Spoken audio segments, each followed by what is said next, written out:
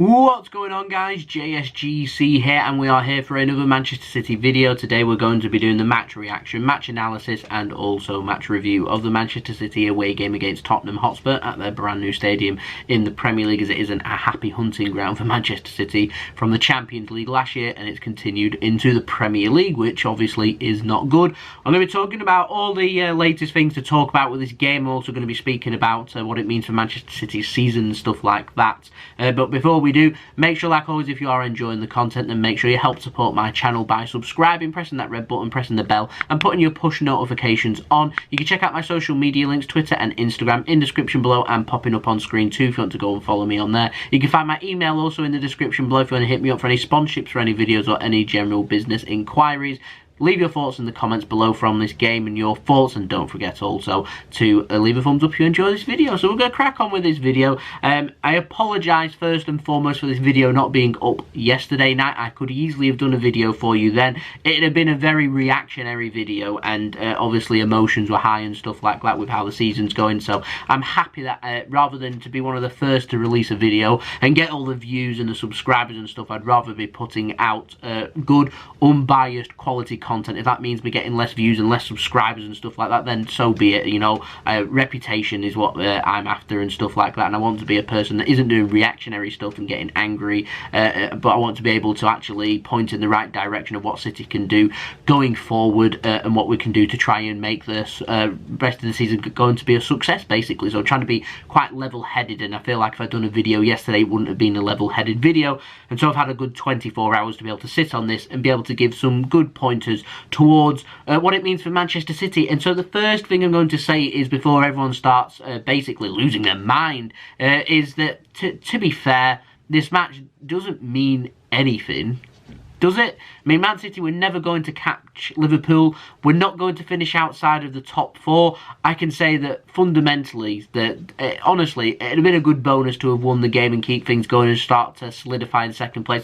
I sit here, I'm still very confident that Manchester City will finish in the top two, and I can guarantee right now that Man City will finish in the top four. And so our success isn't going to be based on the Premier League. Our success is going to be based elsewhere. And so in terms of results and stuff, it doesn't really matter. But what does matter is how Man City play moving forward, basically, because City do have competition. So we've got the Carabao Cup to play for, of course. We're still in the FA Cup too. We're looking to try and progress and hold both them competitions. We are currently the holder of both them competitions, but of course we all feel like the success is going to come in the Champions League. We've got a huge two-leg tie coming up against Real Madrid, and so yeah, I feel like our season's going to be defined in the Champions League, really, and we've got a huge clash coming up against the La Liga current leaders.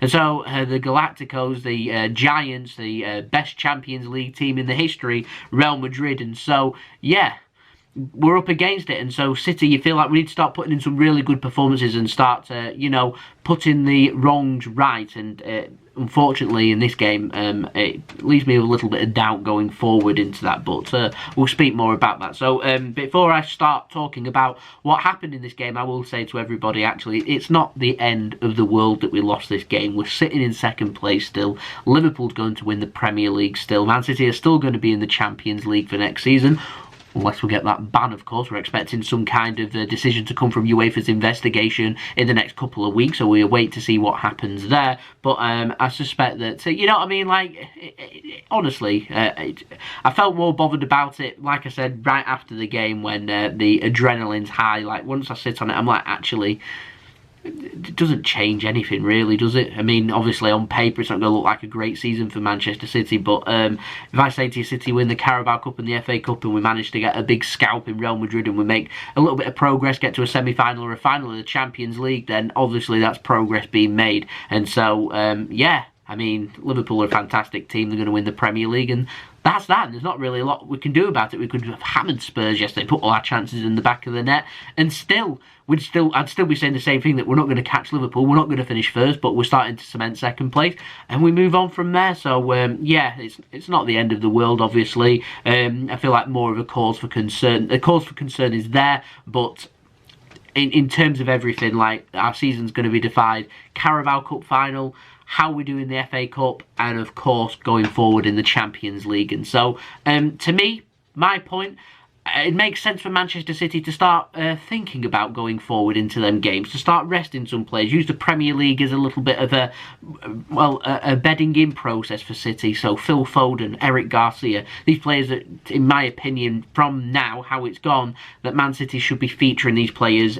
very regularly in the team, in my opinion, just to bred them in, and players that aren't going to be here next season, I'd start to phase out now. So the players like David Silva that won't be featuring, Claudio Bravo, for example, that won't be at Manchester City next season. There's obviously a future in doubt for other players like Nicolas Otamendi. So these are players that, to me,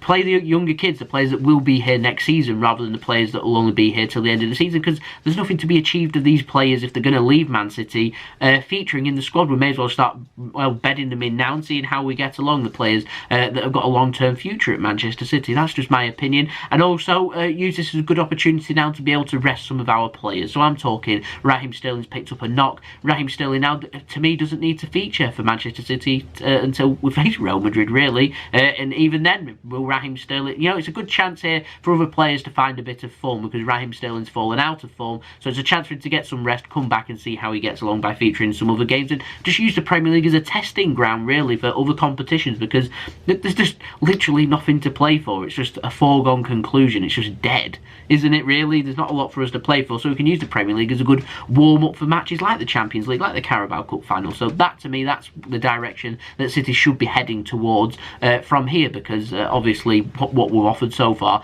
hasn't been to the standard of what we've come to expect in the last couple of seasons, but still the standard that we're playing at, we're still playing some really nice football. We've still got some exceptional football players there, and we're still more than capable of accumulating a very good points tally. Of course, not the points tally that we've come to expect over the last couple of seasons, but still a good points tally. Maybe not good enough to win a Premier League on a normal season, but still being able to accumulate a good points tally. And so City, it's important that we just start to bed in players from elsewhere. That's just my opinion. Love to know your thoughts of that in the comments below. So yeah, we'll just speak quickly about the game, because there is some talking points from the game, obviously, where the game was won, where the game was lost, but City ended up going with what looked like it could be a 4, it could be a 5 at the back. We had Fernandinho, Otamendi, Rodri all starting, Kyle Walker right back, Oleksandr Zinchenko playing at left back. Zinchenko had a really good game up to his sending off, is what I thought. I thought he'd actually been one of City's best players. A little bit of inexperience, maybe a little bit of lack of playing time came into his head, but just a needless red card, which to me did change the game. But there's other points towards before that happened of what Manchester City should have been doing, and honestly, we're the victim of our own downfall. Gundogan, Kevin De Bruyne, Riyad Mahrez, Raheem Sterling, Sergio Aguero occupying as Rodri's in defensive midfield, so it looked like it was going to be a 4-3-2-1 type formation. Mahrez out wide, Raheem Sterling too, and Sergio Aguero playing up top. But yeah, no Leroy Sané on the bench, so he's obviously not ready to feature just yet. Benjamin Mendy and Aymeric Laporte, these players that I've just mentioned, Sané, Laporte, Mendy, I mean, they may as well not feature now for the next few weeks. I mean, there's no point in them featuring against West Ham to run the risk of them getting up injury. We may as well just get them back training, get themselves 14 to 21 days worth of training under their belts, and then have them ready to go with some appearances in the Premier League, then let them unleash in the Carabao Cup and the Champions League and stuff like that, and move on from there, in my opinion. For Tottenham, Son, he was obviously going to be starting. Is it Bergwijn? Is that how you say his name? And Mora's occupying as an attacking front three for them. Dele Alli and Lo Celso in the middle. Hugo Lloris in there. So Sanchez starting as well. Alderweireld at the back. Tanganga starting at left back, and Sergio Aguero starting at right back, and obviously Harry Winks holding for Tottenham. Yeah. At the time of me writing this up, City were 22 points behind Liverpool. Clear daylight there. City looking for daylight to get between us and Leicester, because they dropped points against Chelsea at home as they drew. So they've obviously gained a point because City ended up losing this game. So in terms of this game, quite a boring first 40 minutes. Spurs looked lively in the first 15 minutes going forward on the counter-attack, but wasn't really much of a threat there. They weren't making anything happen. Raheem Sterling, first talking point, could have seen a red card. Foot over the ball, leaves it trailing, studs up, goes into the player, goes into his ankle, goes down, yellow carded for it, and quite rightly too, in my opinion. A bit of a nasty challenge. maybe got away with one there, in my honest opinion. You run the risk when you're going over the top of the ball, studs up, that you're giving a referee an excuse if he wants to be able to send him off. So I thought that Raheem Sterling a little bit lucky to get away with one. Aguero had a chance to hit the post, a deflected shot hitting the outstretched boot of Hugo Lloris onto the post, and then ended up rebounding to no Manchester City players, so we didn't have any lady luck with us from there. But we got our huge moment. Now, Sergio Aguero, Man City ended up in the ante, getting into the second gear a little bit. Sergio Aguero slides in on Sergio Aguero. No penalty was given as the on-field decision. It just looked stonewall looking at it, and for some reason Mike Dean didn't give it because, well, to be fair, he's a little bit of an incompetent referee. That's just my opinion. But we ended up getting the right decision. Man City keep the ball in play for over 2 minutes before VAR say to Mike Dean, stop the play, it's a penalty, stops the play, and we get the right decision in the end. Then Ilkay Gundogan steps up, and in typical Manchester City fashion with the penalties, he never looked confident, by the way, when he stepped up, ends up missing, and it was more like not the Gundogan that you come to expect on the penalty spot, but more the Gundogan we saw in pre-season against Wolves when he had an horrendous penalty-taking ability. He's a really good penalty taker normally, and so they were saying on Sky Sports it's his first miss in his career. It's not his first miss in his career. It might be his first miss in competitive football, but it's not his first miss in his footballing career. Like I said, he did miss a penalty against Wolves in pre-season, and this is reminiscent. It's a really poor penalty. Now, Hugo Lloris was off his line, so the linesman hasn't done his job and clocked that. I do not know why VAR can't have a check on why the goalkeeper's not off his line. If the referee can have help, then surely the linesman should be able to be given help. And after all, VAR's been brought in, so the correct decisions are made, and the correct decision wasn't made. Hugo Lloris makes the save, makes a bit of a hash of the save because it's right straight at him, and it just fumbles and rebounds. And so Raheem Sterling, really quick, latches onto it. Kudos to Raheem Sterling getting there ahead of Hugo Lloris. He knocks the ball. Obviously, the ball goes out because the ball's going literally nowhere, and Raheem Sterling is looking for contact. So he knocks the ball, gets the contact, and goes down. Now, here's my biggest problem. Raheem Sterling's on a yellow card. This, to me, is either Hugo Lloris touches Raheem Sterling then goes down because of the pace that he's going at, and obviously, if you're playing for the ball, miss the ball, even if you're pulling out, if you make contact with a player, you've brought the player down. And so, therefore, in my opinion, it's either another penalty, which I thought that it was a penalty, if I'm completely honest. Not that City had scored the second penalty, because we're not very good at it. I would like to see Ederson taking them penalties, by the way. Or Raheem Sterling has simulated play, and he should be sent off for a second yellow card. That's my opinion. I felt like the officials had completely bottled the situation there, and so all of it just became a little bit of a mess. But yeah, Sergio Aguero ended up missing a really big chance, by the way, right at the end of the half. Somehow managed to get his angles all wrong and ended up slicing the ball wide after it looked easier for him to score rather than miss. And that, to me, really summarises the first half of that game. And I was left really, really frustrated that we'd been able to accumulate 3 or 4 really good chances and had nothing to show. And we were punished in the second half. I did make a note that we needed to be clinical. To win any Premier League game or any competitive game against a good quality side like Tottenham Hotspur, you have to be clinical. Spurs have to be clinical to be able to beat us.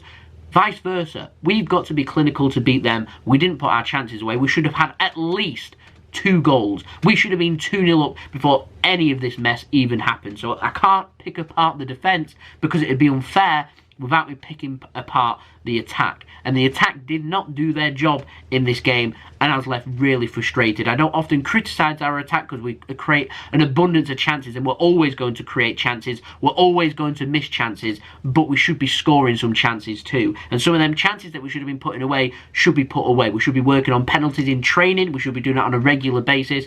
We play very attacking football, so we're always going to win penalties. We're always going to need penalty takers. Since Balotelli and also Yaya Toure have left, we haven't got them players, and so I'm left very frustrated that our penalty taking ability isn't fabulous. Like I said, I'd like to see Ederson on the next penalty. He's a player that will put a lot of power in it. It'll either go flying off somewhere or it'll go flying in the back of the net, so we don't have to really worry about counter-attacking. To be honest, I'd rather concede off being hit on the counter-attack of Ederson missing a penalty than some of the stuff that we do concede off at this moment in time. Spurs didn't really look like they was involved in the game. They weren't making anything happen. They weren't creating anything. And so I went in at half-time frustrated, but I wasn't concerned. But I did become concerned, and that was because Zinchenko ended up getting sent off. Spurs came on the counter-attack, bit of inexperience, like I said, from Zinchenko earlier. Takes out his man, takes Winks out. Winks isn't the quickest of players, didn't need to do that. Was a tactical foul, in my opinion, was a yellow card, and so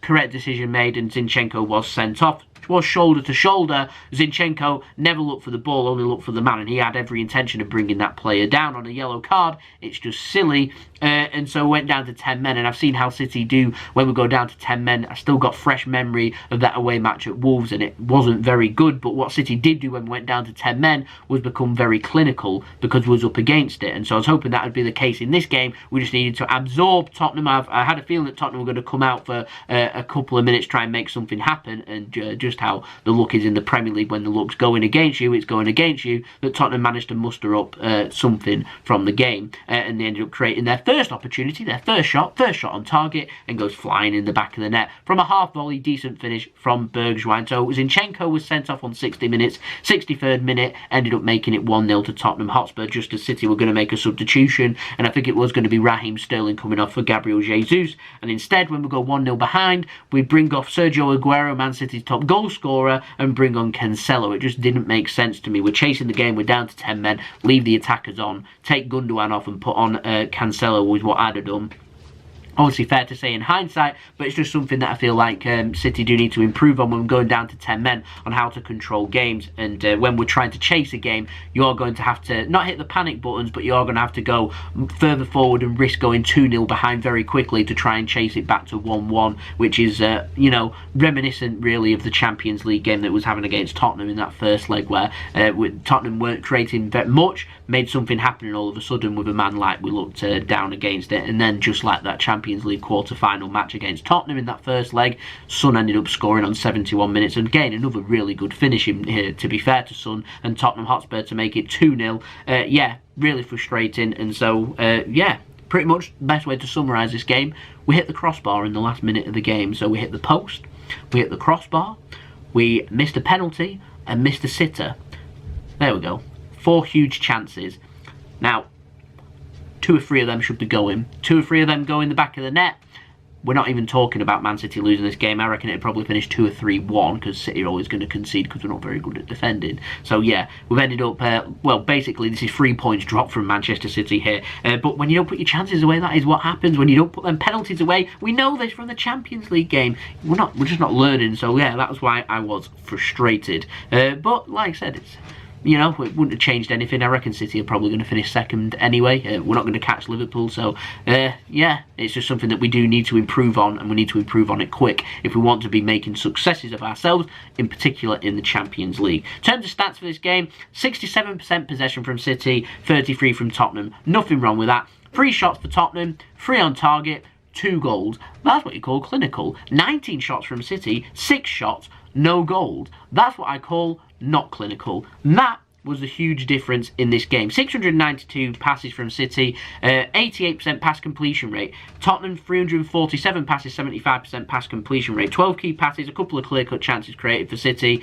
24 crosses put into the box, connecting with 3. Tottenham put 6 balls into the box, connected with none. We had more corners. Defensive stats dominated, majority clearances, headed clearances by Tottenham, as you would expect, because the back's against the wall. Like, Tottenham came forward 3 times, got 3 shots and got a couple of goals from it. And yeah, it's come the story of our season. It's something that we do need to improve on. But in terms of this game in itself, this wouldn't happen. I wouldn't be talking about this if City put away their chances. Normally this happens earlier in the first half and City have time to put it right. This happened later in the second half, and so it's something that we do need to put right, and it's something we need to put right, well, now. It's just very frustrating. I'm really frustrated from this game because it's a game that we really should have been winning.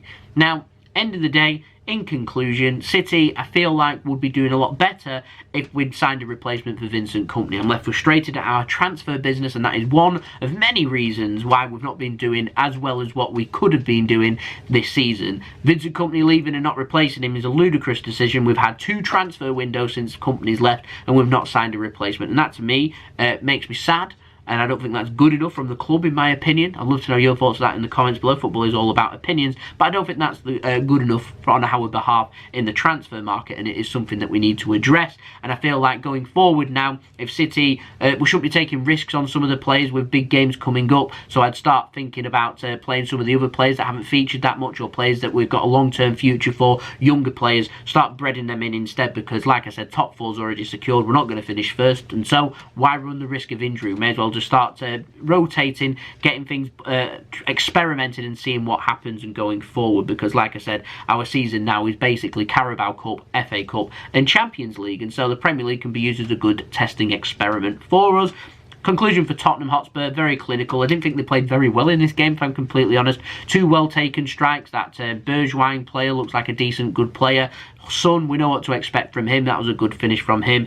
I wouldn't say it's a mastermind from Tottenham. It wasn't a brilliant performance from them, but it got the job done and it got them the win, and so they're going to take that every day of the week. So kudos to them. They're up to 5th now, chasing Champions League football. But with City, like I said, I can't give my JSGC man of the match to any player in blue, unfortunately, from this game, because I just don't think anyone played particularly well. And my player that I thought was playing well got sent off. So that's how this game has gone. But to be fair, I'm going to give it to Hugo Lloris. Without Lloris, Tottenham don't win this game. I thought he had a real good game for them. Nice return for him. Clean sheet as well. It's everything that you'd look for. And it's everything I'd look for from City as well, to be fair. But just to conclude very quickly, long video this one, I do apologise, but just to conclude, basically, honestly, it's not the end of the world. We move on from this. I'm looking for a response, always looking for City to respond. It wouldn't surprise me now if City went all guns blazing against West Ham to try and get a response. Whether that's something I'd do or not, I'm not too sure. Like I said, I'd probably start having a longer term plan in my head for this season, and I'd start saying actually a couple of the players can do with a rest, and let's start bringing in a couple of the young lads instead, see how they do, get a bit of knit and grit in there, and yeah, start bedding them in and see how they do, because it can't be any worse than losing 2-0 in a game that we dominated and really should have come away with 3 points. Yeah, frustrating game. We move on. Like I said, Premier League is done. And nothing else really to play for. So there we go. There you go. So I hope you enjoyed the video. If you did enjoy this video, make sure you leave a thumbs up if you enjoyed this video. Make sure also you leave your thoughts in the comments below. I do apologise, the video is slightly longer, but yeah, it's always going to happen with so much to talk about. Don't forget also social media links in description below and popping up on screen if you want to go and follow me on Twitter and Instagram. My email also in description below if you want to go and hit me up for any sponsorships for any videos or any general business inquiries. Subscribe if you're new around here. We've got plenty more content coming up. We've got a transfer update coming up very soon too for you to look forward to. So I'll see you all again for the next video. So I've been JSGC. I hope you all have a wonderful rest of your day. Down but not out. Peace. Ciao for now.